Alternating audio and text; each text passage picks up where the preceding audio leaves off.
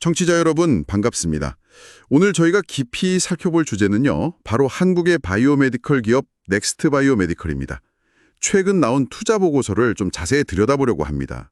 네, 그래서 이 회사의 핵심 사업이 뭔지, 또 최근 실적은 어떻고, 보고서에서 강조하는 성장 동력은 무엇인지 이런 걸 파악해보는 게 목표입니다. 왜 이 회사가 주목받는지 한번 같이 알아보시죠. 자, 우선 실적부터 보면요. 보고서에 따르면 2024년 매출이 95억 원.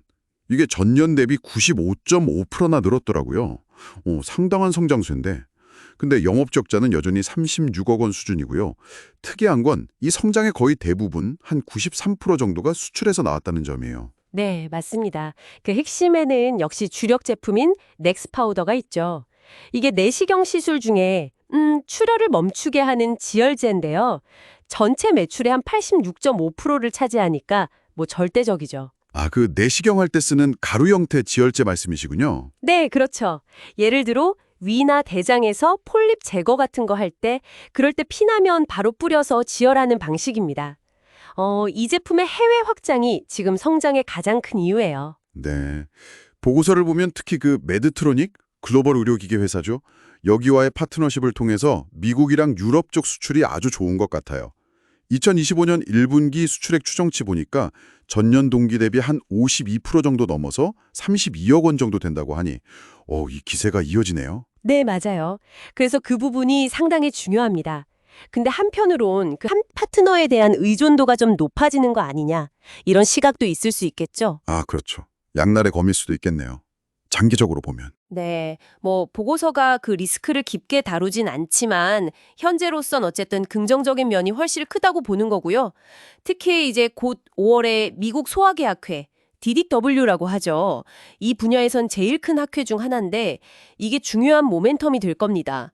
메드트로닉이 넥스파우더의 대장 내시경 적응증 관련해서 미국 시장 마케팅을 본격화할 계획이거든요. 그래서 하반기 성장에 대한 기대가 커요. 아, DDW에서요? 네. 그리고 최근에 일본에서도 품목 허가를 받았어요.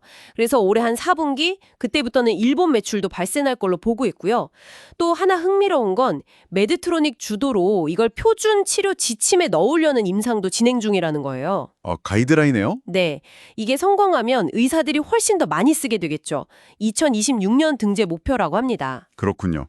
그럼 현재는 넥스파우더가 확실히 성장을 이끌고 있는 거네요. 그럼 미래 성장 동력은 어떤 걸 보고 있나요? 다른 파이프라인 이야기도 있었죠? 네, 있습니다. 바로 넥스스피어 F라는 건데요. 이건 이제 통증 치료용 미립구예요.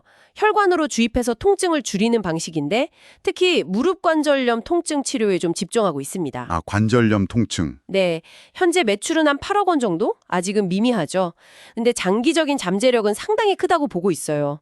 유럽에서는 이미 임상이 진행 중이고 미국에서는 2027년 출시를 목표로 곧 허가용 임상을 시작할 예정이고요. 미국하고 일본 유통계약도 지금 논의 중이라고 합니다. 흥미롭네요. 현재는 넥스파우더 수출로 잘 나가고 미래에는 넥스피어 F를 보고 있다. 그림은 좋은데요. 근데 이런 신약이나 의료기기 개발이 사실 돈이 많이 들잖아요. 특히 넥스피어 F 임상 비용, 이게 만만치 않을 것 같은데 비용 구조나 뭐 수익성 전망 이런 건 어떤가요? 네, 정확히 보셨습니다. 그게 이제 균형점인데요.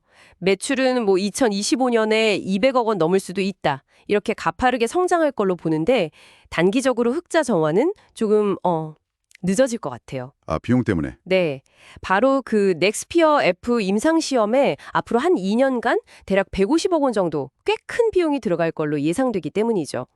이건 뭐랄까, 미래의 큰 가능성을 보고 현재 투자하는 전형적인 그런 성장 단계에 있는 바이오텍의 모습이라고 할 수 있겠습니다. 단기 수익성보다는 장기적인 포텐셜에 베팅하는 거죠. 그렇군요. 그러니까 현재 수출 주도 성장과 미래 파이프라인 투자를 동시에 진행하면서 그 과정에서 발생하는 비용 문제, 또 규제 승인이나 뭐 가이드라인 등재 같은 시장 허들들을 잘 넘어가야 하는 그런 상황이군요. 작년에 IPO하고 나서 주가도 좀 변동성이 있었던 것 같은데 이런 기대와 현실 사이의 고민을 반영하는 거겠죠? 그래도 최근에 좀 회복세라고 하니 다행이네요. 네, 한번 정리를 해보면요. 넥스트바이오 메디컬은 일단 넥스파우더 수출, 특히 메드트로닉을 통한 미국 시장 공략이라는 단기적으로 확실한 성장 동력을 가지고 있고요. 동시에 넥스피어 F라는 장기 성장 잠재력에 투자를 하고 있다. 다만 이 과정에는 상당한 비용과 시간이 필요하다는 점, 이게 핵심입니다. 네, 청취자 여러분께서도 이 역학관계를 좀 주목해 보시면 좋을 것 같습니다. 그러니까 현재 실적과 미래 가치를 위한 투자 사이의 균형, 이걸 어떻게 맞춰 나갈지가 관전 포인트겠네요. 네, 맞습니다. 마지막으로 보고서 내용을 바탕으로 한 가지 좀 생각해 볼 만한 질문을 던져보고 싶은데요.